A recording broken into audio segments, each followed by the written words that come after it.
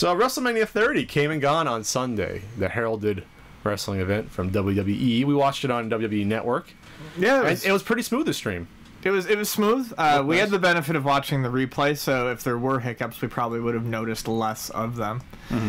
I gotta say, it was fun sitting around in a room with people watching a pay-per-view again. That's not something that I've done in probably over a decade. And, you know, the show, and we'll get into our thoughts a little bit more about it in a minute. The show wasn't perfect, but it was better than I had sort of expected it to be in a lot of key areas. It started off strong and it ended strong, which I think is, you know, if a pay-per-view is not going to be perfect all the way through, sandwiching all the not so great stuff in between a good open and a good close is going to help that go down positively in people's memory. I'm probably a little bit less enthused about the result than you. I think that obviously it had a good ending and good beginning. I think overall, though, the card was average. Oh, no. Compared to pay-per-views. I agree. I mean, the card was average. I'm just saying, at least it started with a bang and ended with a bang. I was there at WrestleMania 20, and that event, even though I was there live, we'll talk about it in particular, but that main event match triple threat match with Benoit, Triple H, and Shawn Michaels was extremely good, close to a 5-star match, easily 4-star. So that was good. You had other nice moments. You had The Rock and Sock Connections last match. You had The Rock's last match for the next like 7-8 years.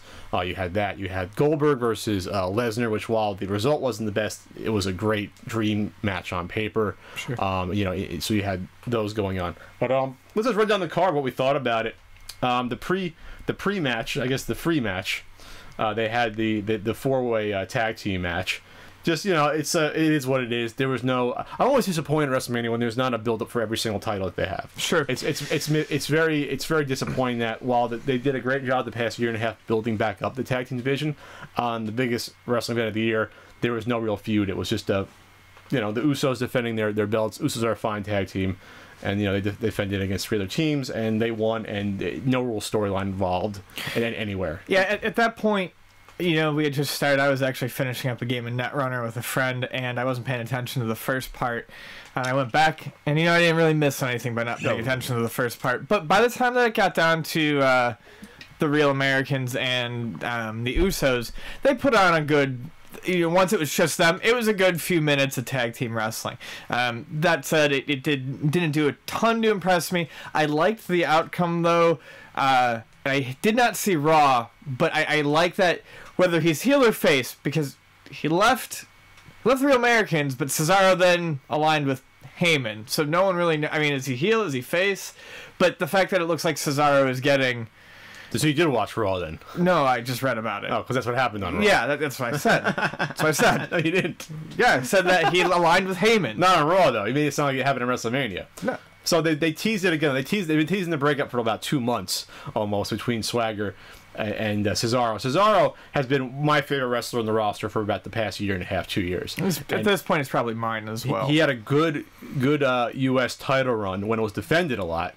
Dean Ambrose has had the belt for like 8 months and hasn't defended it. I can't remember when. It's even a joke on the announcer on Raw that Dean Ambrose never defends it. But he had the great, you know, I'm a real American, even though he's Swiss and speaks like 5 different languages, making fun of Americans and how he's their savior. Like great anti-American gimmick for a U.S. champ. And so he did good things like just put his neutralizer finishing move, which is like a like face buster. You know, like Paladar face buster, basically. Yeah. It's like a clutch face buster, basically. But he's been doing that move on everyone. You know, we're talking like Great Khali, Mark Henry. He's done it in the past. Just really showing off his power. The big dancing dude that they don't use anymore, whatever his name is, Brodus Clay, who has to weigh about 400 easily pounds. You know, and just doing, and then the crowd all of a sudden is seeing, wow, this guy has some freakish strength. And also the fact that, you know, he has his European uppercut moves that are insane, like popping guys 10 feet in the air and uppercutting him, or the super jumping uppercuts. And so in spite of the fact that he's a heel, he's gotten more and more popular the same way Daniel Bryan has, just on his wrestling ability alone, not necessarily his promo skills, which like just like Daniel Bryan, they aren't the best, but they can do a little bit. They're there to some degree. So more and more he's been getting a slow push, and the separation of the tag team, he performed very well against, I think John Cena recently had a match the past few months, and then he was in the Elimination Chamber match, which was it's a big deal to be put in that match. That's really his sort of step up. So yeah, they were teasing the breakup, and it happened on Raw, where he's aligned with Paul Heyman, but Paul Heyman's a heel manager. So I think the fans will still like him, but the fact that he's a Paul Heyman, he's going to be heel to the casual fans. So fair. So that moves us on to our official opening match, which was well, let's before the opening match. You had okay. So yeah, this is what I meant when I said it started off with a bang. WrestleMania needs to start memorably and end memorably, and it certainly started memorably. You know, with Hulk Hogan coming down to the ring, and Stone Cold coming out, then Rock coming out. And really, I mean, there's not a whole lot to discuss here other than the fact that it was incredibly big to see all three of those guys stand in the ring at the same time. They told a couple jokes, you know, they did the paling around. It was a really basic routine, but just it didn't need to be more than those three standing in the ring. It was like 20-25 minutes too. And it was fun, you know, and it was interesting to see, and the big thing about it is Hogan screwed up saying that he thought they were in the Silverdome. No. Pontiac Silverdome from WrestleMania 3 when it was a Superdome. And so the crowd got on him. I think he didn't realize it until the second time he said it. Then he corrected himself. Then The Rock and Stone Cold joked about it about 4 or 5 times and made it a running gag, which was really, really funny. And you could see Austin really loving every second of it because Austin had never been in the ring with Hogan before. Right. In the WWE, you know, I'm not sure about WCW, but Austin was not a main eventer in WWE. He was mid to undercard when Hogan was there in like 93, 94. And Hogan, it almost seemed like Hogan talking to Austin, at least Austin was basically trying to credit him for being obviously helping out professional wrestling and being great for the business. But in the past, Austin did not have nice things to say about Hogan in the past. So it's obviously, they couldn't bring that stuff out on for WrestleMania, you know, but it was what it was. We're not going to see a match between Hogan and Stone Cold. If you were, it would have happened 10 years ago. You know, so don't want to see a match between those two now. That would be miserable. But yeah, that was a fun way to start it. And then Rock was there too. So you know, The Rock obviously had a great match with Hogan. WrestleMania. What was that? 18? 19. For sure. 19, 2003 or 18. I just watched it. I'm fairly certain it was 18. 18? Sure. Yeah. I just went back and watched to see if it was actually You're right, better 18. than I remember. It was 18. And it is. Because 2004 was 20. Okay. Yeah. Yeah, it was fun. So they had that match, but yeah, it was just a good way to start it. No one expected Austin to be there. Austin has a podcast. He didn't say he was going to be there. He likes to work people a little bit. So then you have the Daniel Bryan versus Triple H match, which was the first real match on the card, which you have to start off with because one of these two guys is going to be in the main event because the winner was going to face Batista and Randy Orton for the unified WWE World Heavyweight Championship. So this was a good match. It was enjoyable. You kind of expected it to be good. It was 26 minutes long, which is what you expect for a match of these two to face. Now, these two should have probably faced each other in the fall after Triple H screwed over Daniel Bryan like 2 or 3 times. But because CM Punk was gone, the rumor was CM Punk was going to face Triple H. They gave the match to Daniel Bryan, and it worked out. It was a good match. To me, this was probably match of the show. I have... Even the matches I liked on this card, I have some issues with. But this one I liked for weird reasons. I've never been a Triple H fan. I've always thought he was very average. And I don't like, you know, the behind the scenes stuff that he does and pulls. But Daniel Bryan wrestled excellently, as I think anyone would have expected. But what I admired was that Triple H really wrestled outside of his comfort zone, working on a lot of holds that he doesn't normally use, trying a lot of different chains, a lot of good psychology, working out Daniel Bryan's arm with the crossface, things like that, and working the arm for a good chunk of the match. Yeah. His flow, I don't know, it didn't turn me into a Triple H fan, nothing will, but he was wrestling very smooth in that match and doing a lot of things that I didn't think I'd see him do. Doesn't mean he was high flying or completely changing the definition of what a Triple H match is, but it was nice to see him put an extra amount of effort into it. Sure, and I like that he put Bryan over clean. Yep. And it wasn't one of those things where Bryan had to do like 2 or 3 finishers, one flying knee, and that was it. You know, the first one that hit, he was out, and he kicked out of the pedigree. Clean and decisive. So that was good. That was good. And that set up the main event. And, you know, people didn't... No one expected Daniel Bryan to lose. If Daniel Bryan lost, it wouldn't have been a revolt, but the crowd would have been dead. But there's a sign front and center that says, if Bryan loses, we riot. Yeah. which could mean for both matches, but definitely for the first one, it would have killed the heat for the rest of the card. Oh, it would have destroyed it. Yeah, it would have destroyed it. And you might have people actually walk out. Like, for the people that are the smart fans, they might have just said, fuck this, I'm done. Yeah. So, I mean, they had to. Yeah. Next, you had the 6-man tag between the Shield, who are all on the rise. They've been around for a year and a half. Dean Ambrose, Seth Rollins, and Roman Reigns versus the New Age Outlaws, who are, late 40s by now easily, and Kane, who's also getting up there. And this was less than 3 minute match. It was just a squash, basically. It was so short I don't remember it. I remember reading that night or the day after that a lot of people were saying that Bryan Triple H probably ran over a little bit, so they shortened it. The thing is I love the Shield. They've since coming back, they've really grown on me. I like all 3 members of the Shield.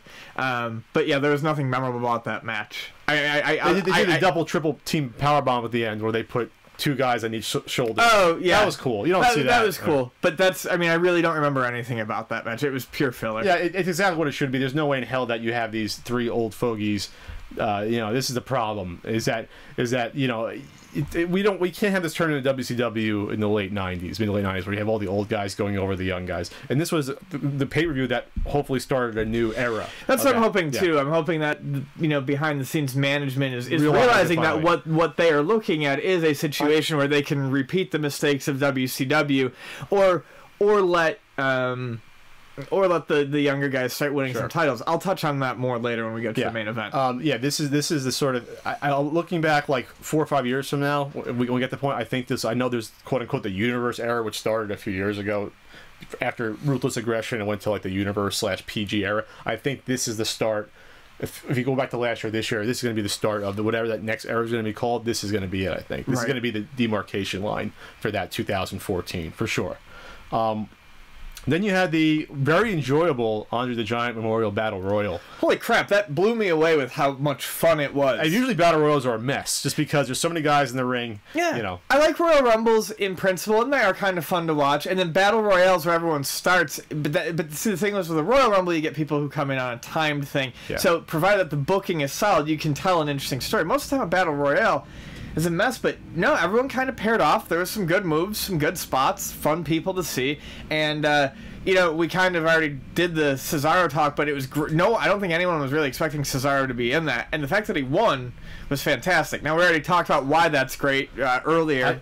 They didn't tease before that he was even going to be in that match. Yeah. So once I saw him in there, it's like, okay, this is interesting. They might have him be the Final 4, Final 2 at least. But then once it got down to him and Big Show, I said, there's no way Cesaro's not going to win this with him, because everyone picked Big Show to win because obviously he's like Andre the Giant. Right. But yeah, there were some good spots. Del Rio had some nice eliminations of guys. Del Rio's a very solid hand. He always puts on, at least he's not the most charismatic guy, but he's a good wrestler, and so he was in there. He looked strong.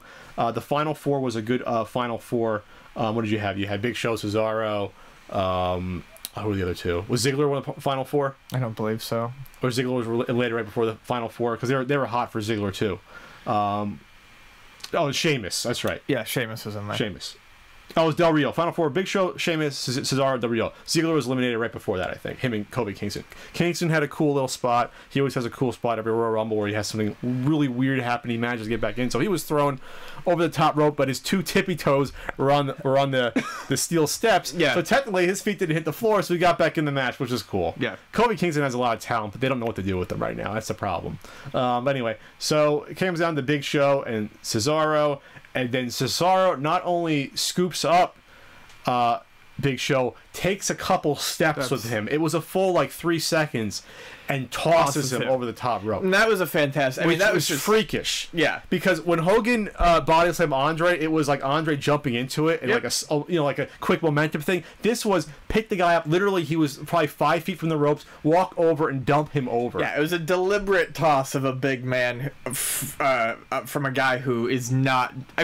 Cesaro's big. Cesaro's well defined. He's big, but he's a muscular guy. But in terms of other wrestlers, he's actually kind of small. He's smaller than John Cena and a couple other guys. But he's pound for pound. It's cliche. He's the strongest guy by far. And that's why I go back to saying where before when people see him doing the neutralizer to guys like Brodus Clay, where it's like, wow, that's insane, because that's a lot of strength to pick someone up, from their leg and then come up and back down.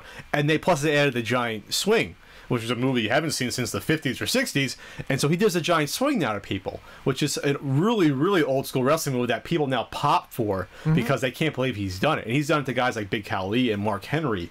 He did it to John Cena, I believe it was 30 rotations, Elimination Chamber. That's just strength. You can't, the wrestler getting swung can't help. Right. He's just getting swung around.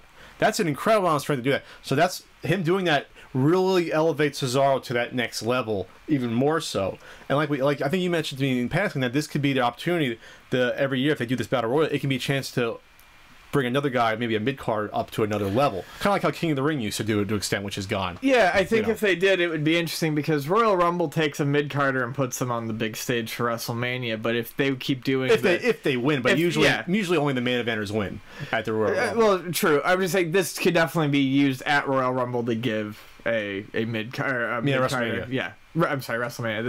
This not Royal Rumble. The Battle Royal can be used. The Battle Royal to have a similar sort of effect. Sure. No, it was a great idea. It makes sense. And so what happened was that on Raw, the final breakup between the group, Cesaro's there. He reveals that he's not a Zeb Coulter guy. He's a Paul Heyman guy, which had been CM Punk, Curtis Axel, who not anymore because he's not that exciting, and then Brock Lesnar. So then Jack Swagger breaks the trophy, and then they fight it out. So there's your next feud is Swagger versus Cesaro, but Cesaro's going to win that one. So there you go. So Cesaro's on his way. He'll probably have some sort of, he'll probably get his U.S. Championship back or the IC belt. Which again, I'm disappointed that there was no IC belt match, no Intercontinental title belt. Which I'd really like to see some sort of meaning brought back to the IC belt. They were thinking about combining that with the U.S. belt. I think you can keep those separate. I think you need more than 2 single titles since there's so many wrestlers now. They don't have that split SmackDown roster anymore. Right. But they got to use them. They got to show at their main event or just under main event. Because it used to be that if you had the IC belt in the late 80s and the 90s, IC belt was a stepping big. stone to your, hopefully, it was either as high as you were going to get or it was the stepping stone to your main event. But it wasn't treated just as a prop. It was very important. Yeah. You know, Mr. Perfect had it, it was big, and Randy Savage had it was big, and Bret Hart had it was big. Yep. You know, so they got to get back to that. Big E Langston has it right now, but again, when there's no United States Championship or Intercontinental title on the line, what does it say about your title then? You know, what does it say how important it is? So they got to do a better job with that. Yeah. The John Cena Bray Wyatt match was very entertaining. A good story involved with it. This is what I liked about. Well, okay, so it was a good match. Really like Bray Wyatt. Not a huge Cena fan, although I don't know. Thing is I feel like Cena was the star for basically the entire period that I was absent from watching professional wrestling. He was for the Ruthless Aggression era up to now, basically. Yeah. He's been the main star. And so the past 8 years. So they both wrestled a really good match. There was some good, cheesy but good storytelling in there. My problem is okay, Cena goes over. Bray Wyatt still looks good, right? The match was worked in such a way that Bray Wyatt still looked good. But I'm just kind of rubbed a little bit the wrong way that they didn't give Wyatt the win. And the reason is because a win for Wyatt would have done a lot more for him, because at this point a loss for Cena isn't going to damage Cena at all. A loss for Cena is not going to damage him. I would say, and the fans would have much. I think that I could be wrong. The only thing I'm going to say about is that Bray Wyatt has not even been. I hate to say he wasn't ready to be given the win. Cena's the top guy, the top sort of strong man of the company, and for him to lose in the first encounter with Bray, I think you can get more out of it by having it continue on, and then I see Bray getting a win down the road. Whether it's the next pay-per-view or 3 months from now, this is the start of something bigger. And I don't have a problem with Cena getting a win. I never have a problem with the guy getting a win clean as long as the other guy looks strong. Then it's he's already elevated. That's fair. I'm just coming from the perspective where because I don't know a lot about Cena. The crowd seemed really cool on Cena. Oh, they have been. It was a smart crowd.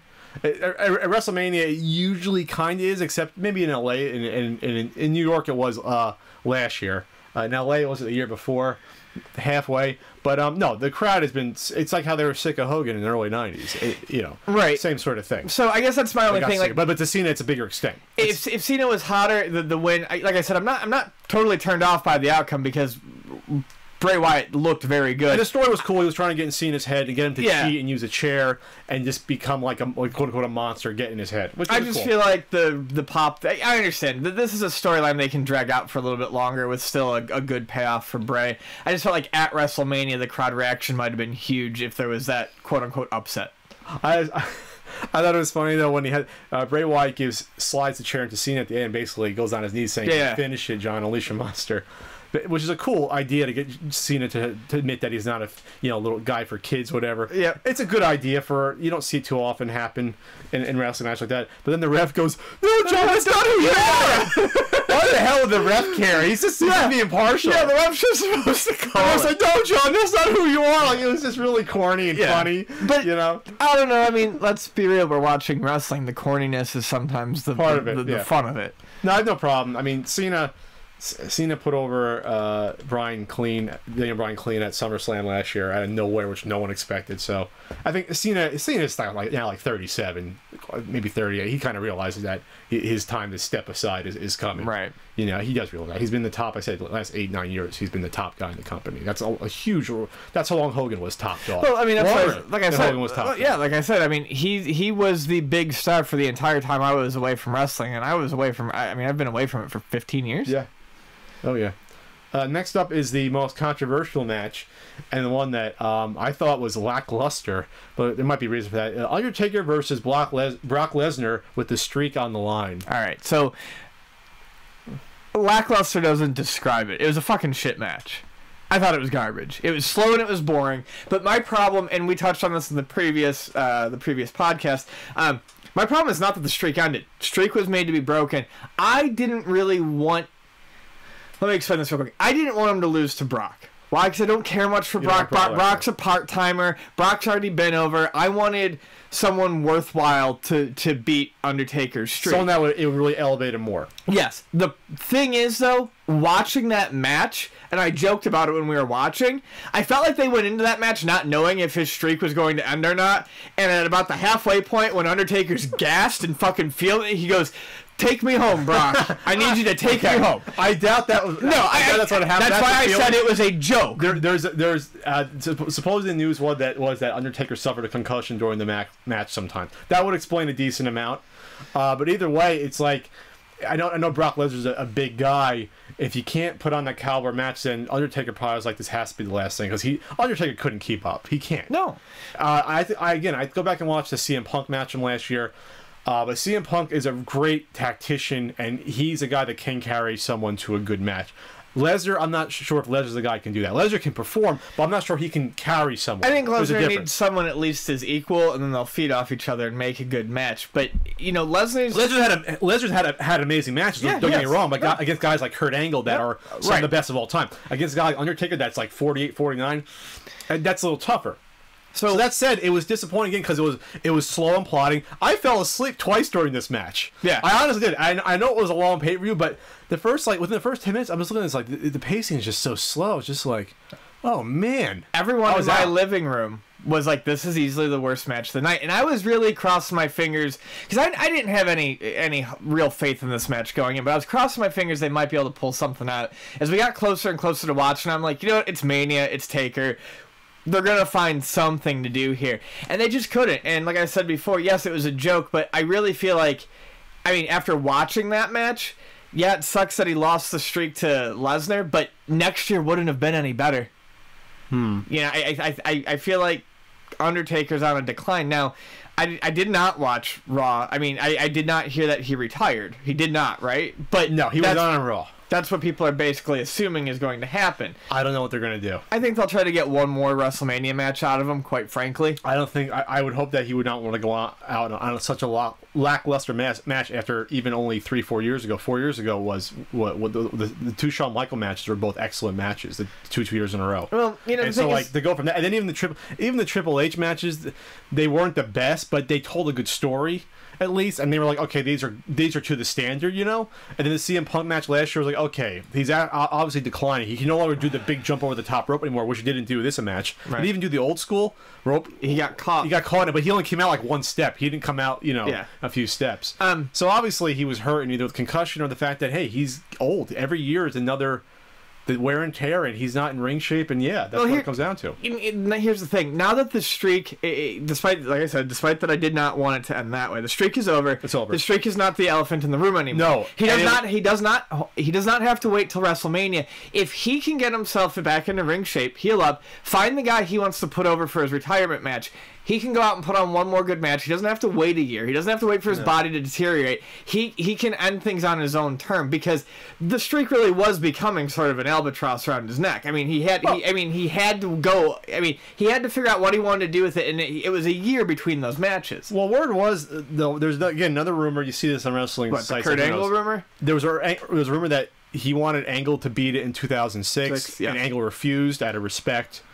Who knows if that's true? It could be. But it sounds like the past few years, sounds like Undertaker wanted Lesnar to break it because they're friends in real life.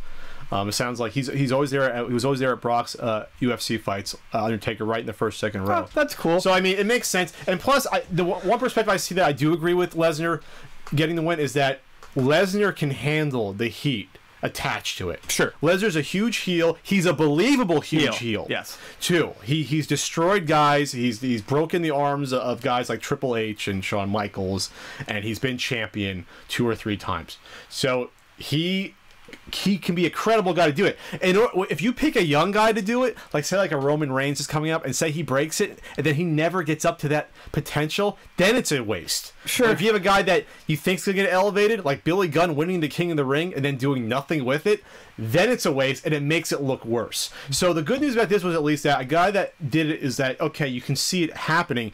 And the other good thing about it was, for WWE at least, it made mainstream news. Yeah. Jon Stewart talked about it at the closing of the Daily Show on Monday night. Really? He must have. He's like, no, it's not supposed to happen this way. Like, so it's a bit. So there's very few things that get to that sort of mainstream, sort of, okay, this is big.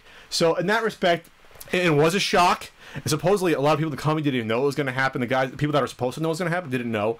I would argue that maybe even some of the announcers didn't know it was going to happen. They were silent. They probably kept that quiet. And the reaction was great. The crowd went definitely silent. The reaction was the best part. Oh, yeah. Looking at all these grown men, I mean, like, trying to hold it back. I don't know. That was pretty amusing for me. Yeah.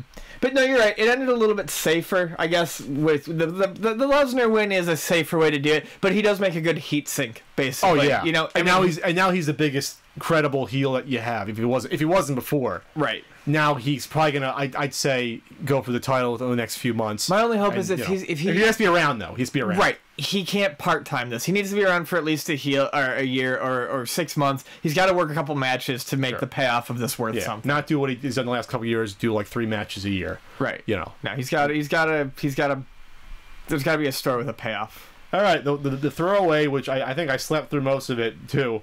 I did see the end of the last 5 minutes of the Undertaker match though. Then the Vicky Guerrero Divas Championship Invitational. You didn't sleep through it. We fast forwarded through it because we were watching the rerun. Yeah. AJ Lee won. She's been champion for like 300 days, and then she actually lost it on Raw to the NXT Women's Champ. That impromptu match. Paige, right? Yeah, Paige. What people went pretty nuts for on Raw. I've never seen NXT with her, so I don't know. But some of the NXT women's wrestlers are actually wrestled pretty decently. So if that's going to be used to bring up some of the NXT women's card, that could be fun. Sure. And then the main event match, which I thought was a disappointment. Yes. Which you said it ended well, but Randy Orton versus Batista versus Daniel Bryan. You have to understand, when I say that it started well and ended well, I mean that it started with something big like Hogan, Rock, Austin, and it ended well in that everyone got the victory that they wanted, which is what people remember, the celebration. Sure. But the match itself wasn't good. Was pretty freaking awful. It was booked pretty badly, and I'm not sure it was booked badly because Daniel Bryan was maybe too tired or hurt. But the fact of the matter is, heel versus heel does not work. It saps the energy and heat out of everything. And the first 5 to 10 minutes of the match, they throw Daniel Bryan out of the ring, and then it's Batista versus Orton, and the crowd couldn't care less. They couldn't care less. And we were watching like, what are they doing? Yeah. You never start a match like that. The crowd was pretty much silent. There was like no buzz, no heat, no anything.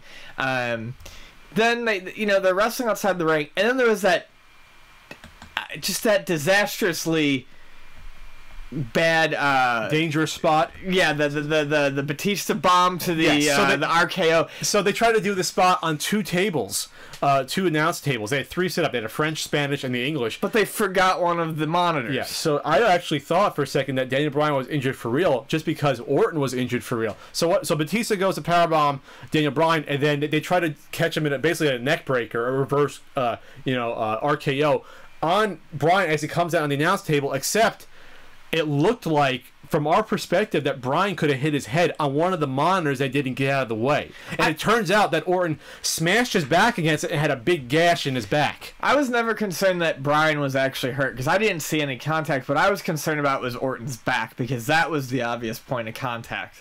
From my angle, I couldn't tell. I honestly couldn't. I mean, all in all, it was a poorly done spot during the main event at Mania, and that's never a good call. It was bad for 2 reasons. One, it looked like someone was hurt, whether it was supposed to be, whether it was planned for one of them to be hurt, or where they actually were. Someone looked like they were legitimately hurt, and it looked like Orton was legitimately hurt again because his back had a gash and blood coming out. Yeah. You don't blade your back. That blood is there because someone screwed up. So they do a paramedic spot, which I always hate if it's fake. I always hate that. I hate when they do that. But it was dumb because it killed the match for like 10 minutes. Yeah. It killed the match, and then you had Batista sitting there either looking like he didn't know if he actually killed someone, or, you know what I mean, if it was part of the story. And so if it was, here's why it's stupid. Logically, it should have been either some sort of weird count out or DQ, or Batista rolls one of the guys in like Bryan, who the paramedics tend to, and gets the victory. That's what logically would make sense. So the match fell apart for me right there. It stopped making any sort of logical, structural sense at that point. Yeah, no, it was stilted and slow. It was slow during the beginning, then the horrible spot goes on, and then it's slow again. The reason I was waving my hands around just now is not... I don't actually disagree. Chicken arms you're Well, I'm doing this now. No, I meant before. I'm comfortable. It's my armrests. Batista... Oh, man, if they ever bring Batista back, that's going to be... Oh, he's around. He's under contract. For how long? I think it's a year or 2.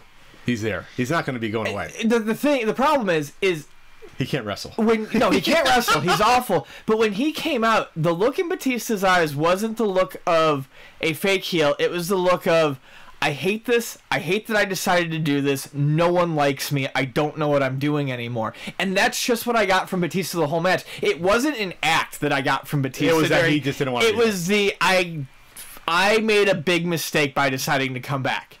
Because I don't think... someone like Batista, I don't think, realized that the era of the big man died before he got big the first time, or before he came in the first time. Well, he's been gone since, 2009, 2010. He's been gone for 4 years. He's in his mid-40s now. He's 45.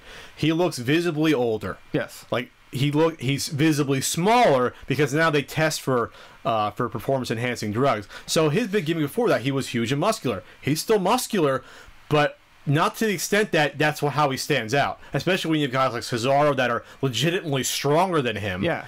Or guys like Cena that are bigger and can at least wrestle a good match. He can't. So he has absolutely nothing going for him. He screws up his promos. He stutters over his lines when he comes out and does the backstage stuff. He's a dinosaur now. He's officially time passed. That's exactly what I'm saying. When he came into the it was F at that point. Whatever. He was still. He was still a tough sell then. Like, I remember watching with friends and being like, they're trying to introduce a type of wrestler that is very quickly becoming unpopular. Sure. And they're still trying to push him as that type of wrestler that no one gives a shit about. The era of a Kevin Nash, big boot, powerbomb finish type of wrestler, which is basically what Batista was. I mean, that era is long gone. No one wants to see it. It's not exciting. It's not fun. He has no charisma, and I feel like as time goes on, he has charisma, but it's not enough to make up for his other lack of English skill. I don't feel like he does. I don't feel like he can promo. I don't feel like he can do anything. And what I'm interested in seeing, not really interested, but what's going to be weird to see is as the crowd more and more turns on him, not because he's playing a good heel, but because he just doesn't. Oh, they already did that. No, I know. I'm just saying it's getting worse and worse. I'm interested in seeing how he reacts. He's gonna get X-Pac heat, which was the apathetic heat, where they don't give a shit. Yeah, exactly. They don't dislike your character like that, like how they dislike Randy Orton for being a heel. They dislike you because they dislike you. They dislike you because get the fuck out of here. Yeah, you know, and even the casual fan can feel that difference. Where it's just the worst reaction a wrestler can have is to have no reaction. On a quick note, I actually don't mind Randy Orton. He's fine. He was another dude who came in when I wasn't watching along with Cena, but I've seen a couple matches with Orton in it, and he's got some charisma, decent moveset, decent wrestling, not the best, but can definitely be carried to some good matches. People saw a good match. Yeah, I'd be interested in going back and checking out some of the Orton matches that I've missed. Sure. No, he's a good heel. He was a face for a while, but he makes a better heel. The problem with Orton is that, just like with Cena, those two have been champion a billion times combined over the past 8-9 years, and so it's just boring by now. Yeah, their fire's gone. It's gone. Yeah. And they actually had another Orton Cena match last year, and I think it had to be the 12th match they had together, like one-on-one, combining pay-per-view and Raw the past like 7 years. It's just enough. Yeah, and that's what it is. People are just tired of it, the same old thing. So we go to the end of the match after the really dangerous spot that I'm glad that no one got seriously hurt, because I really couldn't tell, honestly. I would not have been surprised if Bryan called me a mark. I'm calling you a mark. I honestly thought for a second that someone was seriously hurt. I really did. No, I really thought that Bryan had a chance, because it looked like his head hit the monitor. The monitor... You give me that look. The monitor was like a foot from his head. I'm just saying, I thought someone was injured. I didn't think it was Bryan. I thought it was. But you realize how close the monitor was to his head coming down. Sure. If his head hit that, it was bad. It would have been, if not a concussion, he could have been killed. All right. Well, let's take this match home. Yeah, we'll take it home. So, regular triple threat match ending where one guy does a finish with the other, gets broken up, next guy does a finish with the other, gets broken up. Finally, Orton's out of the ring. You get the flying knee from Daniel Bryan to Batista, locks in the yes lock, which is a crippler crossface, gets the victory. Bryan celebrates, crowd goes through the fucking roof, like what should have happened, at the Rumble when Bryan should have won. But they made up for it. They saw the error of their ways, WWE. They booked the right ending. They fixed it. Bryan's the champion. Hopefully gets like at least a 5-month run with the title to SummerSlam. So this is what I said I was going to touch on later when we got to the main event. I'm glad Bryan won. Glad people like Cesaro getting pushes. I'm glad that we might see a new page turning here with wrestling. The Wyatts are big. The Wyatts are big. The Shield are big. But now we got to see who's going to be like the next round of champions. Who's going to be the next round of people who remember. Because here's the thing. I really like Daniel Bryan. I liked him when I watched him in the Indies. I don't know if he's charismatic enough to be a long-term champion. I feel like him winning the belt was kind of not the beginning of the story, but kind of the end. Like, here's the happy ending. Like, if it was a movie, that's where it would have ended. That wouldn't be the middle. Do you get what I'm saying? I mean, he's going to have a good run. He's a good wrestler. People like him, but I don't know how much longer he's going to be able to keep this momentum going and this crowd reaction going, because I have yet to really see a whole lot of charisma from the guy. And that's how I felt about him in Indies. Great wrestler, not really charismatic. I think it's enough. It's the same sort of thing with Bret Hart. Bret Hart never had a huge amount of charisma, but he got... No, he didn't. Bret Hart... He had a good amount, but I mean, it wasn't like through the roof world... He got through his hard work and good matches. He got over, and Daniel Bryan's gotten over the same way. I see the same exact sort of rise up almost. Like Bret Hart was a guy they threw into like those early Royal Rumbles, and he'd last a while, and then he would just put on good matches. All of a sudden, here's a guy that slowly comes on. And Daniel Bryan, I thought, was the same sort of thing. Except Daniel Bryan was the World Heavyweight Champion a couple years ago. So he got that, but not the WWE Championship. I would compare Bryan less to someone like Bret Hart and more to someone like a Malenko or people or Benoit. Malenko had zero mic skills at all. Yeah. Bryan has some. Even Benoit has some. He has more mic skills than Benoit does. Yes. Well, yeah, but all I'm saying is he's going to get by most of his wrestling. And he's a lot over than Benoit ever was. Sure. When Benoit won at WrestleMania 20, it was a big deal, but not even close. I guess all I'm saying is wrestlers who get by on their wrestling skills, which is what I like. Unfortunately, I don't see them faring well in mainstream WWE. I thought Bret Hart got by mostly on his wrestling skill when he was champion. I really do. He never had the best promos ever. He did. Well, we'll see. They were average, or a little better than average. I'm happy that this is is the slate we're starting with. But Yeah. I just want to see what happens next. Again, though, he's the most popular wrestler they've had since The Rock. He's more popular than even Cena was at his highest. That says a lot, and you can go a long way with that. You can.